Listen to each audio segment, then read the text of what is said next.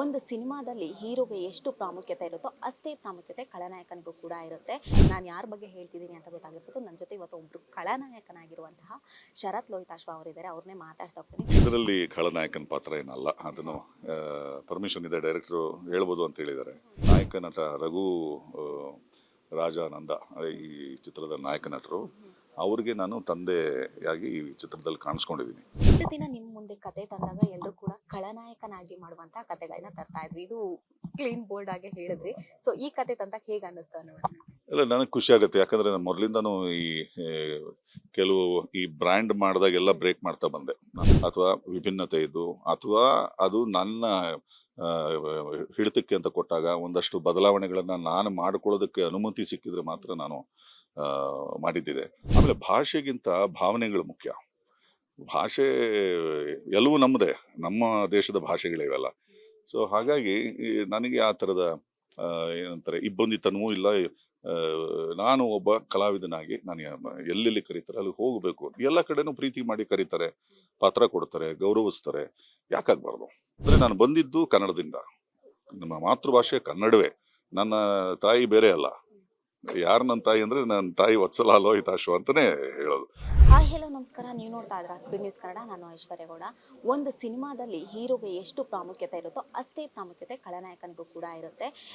ಹೀರೋಗೆ ಎಷ್ಟು ಶಿಳ್ಳೆ ಚಪ್ಪಾಳೆಗಳು ಮೂಡುತ್ತೋ ಅದಕ್ಕಿಂತ ದುಪ್ಪಟ್ಟು ಅದೇ ಖಳನಾಯಕನಿಗೆ ಗಿಟ್ಟಿಸ್ಕೊಡ್ತಾರೆ ಚಪ್ಪಾಳೆ ಹಾಗೂ ಶಿಳ್ಳೆಯನ್ನ. ನಾನು ಯಾರ ಬಗ್ಗೆ ಹೇಳ್ತಿದ್ದೀನಿ ಅಂತ ಗೊತ್ತಾಗಿರ್ಬೋದು. ನನ್ನ ಜೊತೆ ಇವತ್ತು ಒಬ್ರು ಖಳನಾಯಕನಾಗಿರುವಂತಹ ಶರತ್ ಲೋಹಿತಾಶ್ವ ಅವರಿದ್ದಾರೆ. ಅವ್ರನ್ನೇ ಮಾತಾಡ್ತಾ ಹೋಗ್ತೀನಿ. ಸರ್ ನಮಸ್ತೆ. ಮೊದಲನೇದಾಗಿ ಹೇಗಿದ್ದೀರಾ? ನಮಸ್ಕಾರ. ಹೀಗೆ ಕಾಣ್ತಾ ಇದ್ದೀನಿ, ಚೆನ್ನಾಗಿದ್ದೀನಿ. ಖಳನಾಯಕ ರೋಣ ಸಿನಿಮಾದಲ್ಲಿ ಖಳನಾಯಕನಾಗಿ ಮಾಡ್ತಾ ಇದ್ರು. ತಂದೆ ಕ್ಯಾರೆಕ್ಟರ್ ಖಳನಾಯಕ. ಆಕ್ಚುಲಿ ಈ ಹಿಂದೆ ಖಳನಾಯಕನಾಗಿ ಮಾಡಿದ್ರಿ, ಇದರಲ್ಲಿ ತಂದೆ ಕ್ಯಾರೆಕ್ಟರ್. ಬಟ್ ಯಾವ ರೀತಿ ಇದೆ ಅನ್ನುವಂತ? ಇದರಲ್ಲಿ ಖಳನಾಯಕನ ಪಾತ್ರ ಏನಲ್ಲ, ಅದನ್ನು ಪರ್ಮಿಷನ್ ಇದೆ, ಡೈರೆಕ್ಟ್ರು ಹೇಳ್ಬೋದು ಅಂತ ಹೇಳಿದ್ದಾರೆ. ಇದು ಪಾಸಿಟಿವ್ ರೋಲೆ. ಇದರಲ್ಲಿ ನಾಯಕ ನಟ ರಘು ರಾಜಾನಂದ ಈ ಚಿತ್ರದ ನಾಯಕ ನಟರು. ಅವ್ರಿಗೆ ನಾನು ತಂದೆಯಾಗಿ ಈ ಚಿತ್ರದಲ್ಲಿ ಕಾಣಿಸ್ಕೊಂಡಿದ್ದೀನಿ. ಸಾಫ್ಟ್ ಸ್ಪೋಕನ್, ಭಾಳ ಸೂಕ್ಷ್ಮ ವ್ಯಕ್ತಿ. ಎಲ್ಲೂ ಏರದನಿಲ್ಲಿ ಮಾತಾಡಲ್ಲ, ಸ್ಟೈಲೈಸ್ಡ್ ರೋಲ್ ಅಲ್ಲ. ಭಾಳ soft spoken, straight forward, clean. ಚಿತ್ರದಲ್ಲಿ ಆತ ಒಬ್ಬ ಗಂಭೀರವಾದ ವ್ಯಕ್ತಿ, ನೋ ನಾನ್ಸೆನ್ಸ್ ಮ್ಯಾನ್. ಆ್ಯಂಡ್ ಸಮಾಜಕ್ಕೆ ಒಳ್ಳೆಯದನ್ನು ಬಯಸುವಂಥ ಒಂದು ಪಾತ್ರ. ಮನೆಯಲ್ಲಿ ಒಬ್ಬ ಒಳ್ಳೆ ಗಂಡನಾಗಿ, ತಂದೆಯಾಗಿ, ಸಮಾಜದಲ್ಲಿ ಯಾವುದೇ ಕೆಡುಕು ಆಗದೆ ಇರೋ ರೀತಿಯಲ್ಲಿ, ತನ್ನ ಊರಲ್ಲಿ ಯಾವುದೂ ತೊಂದರೆ ಆಗಬಾರ್ದು. ಏನಾದರೂ ತೊಂದರೆ ಆದರೆ ಅದಕ್ಕೆ ಫಸ್ಟ್ ಹೋಗಿ ಮುಂದೆ ನಿಂತ್ಕೊಂಡು ಅದನ್ನು ಸಾಲ್ವ್ ಮಾಡುವಂಥ ಒಂದು ಪಾತ್ರ. ಸೊ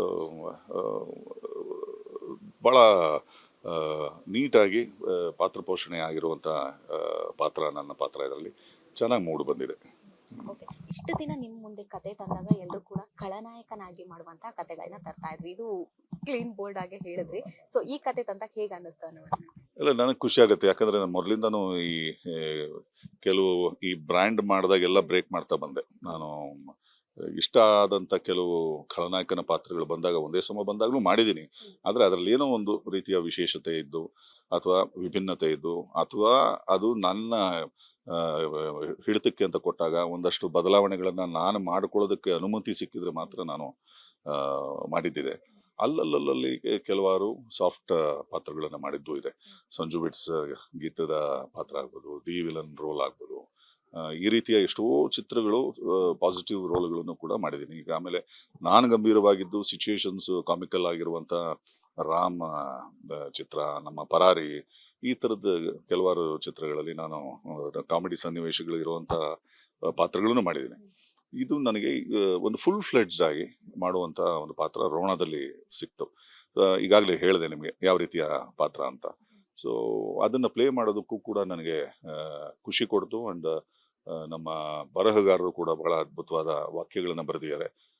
ಅಷ್ಟೇ ಎಫಿಷಿಯೆಂಟ್ ಆಗಿ ನಮ್ಮ ಸತೀಶ್, ಈ ಚಿತ್ರದ ನಿರ್ದೇಶಕರು, ಅವ್ರಿಗೆ ಹೇಗೆ ಬೇಕು ಈ ಪಾತ್ರ ಅಂತ ಅವ್ರು ನನಗೆ ಒಂದು ಐಡಿಯಾ ಕೊಟ್ಟು, ಸೊ ನಾವಿಬ್ಬರು ಅದನ್ನು ಚೆನ್ನಾಗಿ ಡಿಸ್ಕಸ್ ಮಾಡಿಕೊಂಡು ಅದನ್ನು ಎಷ್ಟು ಅವರು ಅಂದ್ಕೊಂಡಿದ್ದ ರೀತಿಯಲ್ಲಿ ತರೋದಕ್ಕೆ ಪ್ರಯತ್ನ ಪಟ್ಟಿದ್ದೀವಿ. ಅದು ಸಫಲತೆ ಕಂಡಿದೆ.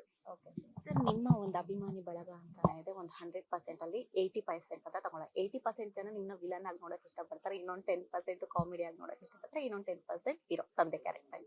ಬಟ್ ಆದ್ರೆ ಆ 80% ಇರುವಂತಹ ಜನರಿಗೆ ನಿರಾಸೆ ತರುವಂತ ಕೆಲಸ ಆಗುತ್ತಾ? ಆ, ಇಲ್ಲ, ನಾನು ಈಗಾಗಲೇ ಹೇಳಿದ ಹಾಗೆ ನಾನೊಬ್ಬ ಕಲಾವಿದನಾಗಿ ಆ, ನಾನು ಪ್ರೊಜೆಕ್ಟ್ ಮಾಡ್ಕೊಂಡೆ. ಇಲ್ಲಿ ನನಗೆ ಬ್ರ್ಯಾಂಡ್ ಆಗು ಯಾವುದೇ ಇದಿರ್ಲಿಲ್ಲ. ನಿರಾಸೆ ಆದ್ರೂ ಕೂಡ ಒಂದಷ್ಟು ಆಸೆ ಪಡ್ತಾರೆ, ಇಷ್ಟಪಟ್ಟಿದ್ದಾರೆ. ನಾವು ಇನ್ನೂ ಅಷ್ಟು ಏನೋ ಮಾಡೋದಕ್ಕೆ ಸಾಧ್ಯತೆ ಇದ್ದೆ ಅಂತ ನಾವು ತೋರ್ಸ್ಕೊಟ್ಟಾಗ ಅದನ್ನು ಇಷ್ಟಪಡ್ತಾರೆ. ಸೊ ಹೌದಲ್ವಾ, ನಾವ್ ಹಿಂಗ ಅಂದ್ಕೊಂಡ್ವಿ ಸರ್, ಈ ತರದ್ದು ಪಾತ್ರದಲ್ಲೂ ಅವ್ರನ್ನ ನಾವು ನೋಡ್ಬೋದು, ಇಷ್ಟಪಡೋದು. ಈ ತರದ ಪಾತ್ರಗಳನ್ನು ಕೂಡ ಇಷ್ಟಪಟ್ಟಿದ್ದಾರೆ. ಸೊ ಹಾಗಾಗಿ ನಾನು ಏನ್ ಅಂದ್ಕೊಂಡಿದ್ದೆ, ಒಬ್ಬ ಕಲಾವಿದನಾಗಿ ನಾನು ಎಲ್ಲಾ ರೀತಿಯ ಪಾತ್ರಗಳನ್ನು ಮಾಡ್ಬೇಕು ಅಂತಾನೆ ನಾನು ಇಂಡಸ್ಟ್ರಿ ಬಂದಿದ್ದು. ಸೊ ನಿರಾಸೆ ಏನಿಲ್ಲ, ಅವ್ರಿಗೆ ಇನ್ನಷ್ಟು ಖುಷಿಯನ್ನ ಬೇರೆ ರೀತಿಯ ಪಾತ್ರಗಳು ಮಾಡೋ ಮುಖಾಂತರ ಕೊಟ್ಟಿದ್ದೀನಿ ಅಂತ ಅಂದ್ಕೋತೀನಿ. ಅಂಡ್ ಮುಂದೆನೂ ಕೂಡ ನಾನು I won't stick on to, ನನಗೆ ಪರ್ಫಾರ್ಮೆನ್ಸ್ ಬೇಸ್ಡ್ ಪಾತ್ರಗಳು ಬೇಕು. ಈಗ ತುಳುವಿನಲ್ಲಿ ಪಿದಾಯಿ ಅಂತ ಒಂದು ಚಿತ್ರ ಈಗ ನಮ್ಮ ಬೆಂಗಳೂರು ಅಂತಾರಾಷ್ಟ್ರೀಯ ಚಲನಚಿತ್ರೋತ್ಸವದಲ್ಲಿ ಬಂದಿದೆ. ಅದು ಇದುವರೆಗೆ ನಾನು ಮಾಡಿರುವಂತ ಎಲ್ಲ ಪಾತ್ರಗಳಿಗಿಂತ ಭಿನ್ನ. ಪ್ರಶಸ್ತಿ 2ನೇ ಪ್ರಶಸ್ತಿ ಪಡ್ಕೊಳ್ತು. ಅಂಡ್ ನ್ಯಾಷನಲ್ ಇಂಟರ್ನ್ಯಾಷನಲ್ ಲೆವೆಲ್ ಅಲ್ಲಿ ಅದು ಓಡಾಡ್ತಾ ಇದೆ. ಅಂಡ್ ಆ ಪಾತ್ರ ನೋಡಿದಾಗ ನಿಮಗೆ ಇನ್ನೊಂದು ರೀತಿಯ ಪಾತ್ರ ಕಾಣುತ್ತೆ. ನಾನು ಮಾಡಿರೋ ಅಷ್ಟೂ ಪಾತ್ರಗಳಿಗೆ ಕಂಪೇರ್ ಮಾಡಿದಾಗ ಇದು ಬೇರೆ ಆಗುತ್ತೆ. ಸೊ ಪ್ರತಿ ಸರಿ ನನಗೆ ಚಾಲೆಂಜಸ್ ಬೇಕು, ಬೇರೆ ಬೇರೆ ರೀತಿಯ ಪಾತ್ರಗಳು ನನಗೆ ಎದುರಾಗ್ಲಿ ಅಂತಾನೆ ಆಸೆ ಪಡ್ತೀನಿ. ಒಂದೇ ರೀತಿಯ ಮೊನಾಟನ್ಸ್ ಆದ ಪಾತ್ರಗಳು ಬೇಡ ಅಂತ. ಆಮೇಲೆ ಅದನ್ನ ನಾವೇ ಬ್ರೇಕ್ ಮಾಡಬೇಕು. ಜನ ಇದು ಇಷ್ಟಪಡ್ತಾರೆ ಹೌದು, ಆದ್ರೆ ಬೇರೆ ಬೇರೆ ರೀತಿಯಲ್ಲಿ ನಮ್ಮನ್ನು ನಾವು ತೊಡಗಿಸ್ಕೊಂಡು ಮಾಡಿ ಅದನ್ನೂ ಇಷ್ಟಪಡೋ ಹಾಗೆ ಮಾಡಿದಾಗ ಅವ್ರಿಗೆ ಅದು ಮನವರಿಕೆ ಆಗುತ್ತೆ. And they will certainly be my fans for those characters also. ಈ ಹಿಂದೆ ನೀವು ಹೇಳಿದ್ರಿ ಕನ್ನಡ ಸಿನಿಮಾಗಂತಾನೆ ನನ್ನ ಮೀಸಲ್ ಇಟ್ಟಿದ್ದೀನಿ ಅನ್ನುವಂಥದ್ದು. ಅದಾದ ನಂತರ ತಮಿಳ್ ಆಗಿರ್ಬೋದು, ತುಳು ಆಗಿರ್ಬೋದು, ತೆಲುಗು ಆಗಿರ್ಬೋದು ಸಿನಿಮಾಗಳನ್ನ ಮಾಡಿದೀರಾ. ಸೊ ಅದ್ರ ಬಗ್ಗೆ ಹೇಳಿ. ಮೀಸಲಾಗಿಟ್ಟಿದ್ದೀನಿ ಅಂತೇನಿಲ್ಲ, ನಾನೊಬ್ಬ ಕಲಾವಿದ. ನನಗೆ ಅಭಿನಯ ಮಾಡೋದು ನನಗೆ ಇಷ್ಟವಾದ ಕೆಲಸ, ಅಥವಾ ಅದು ನನ್ನ ವೃತ್ತಿ ಈಗ.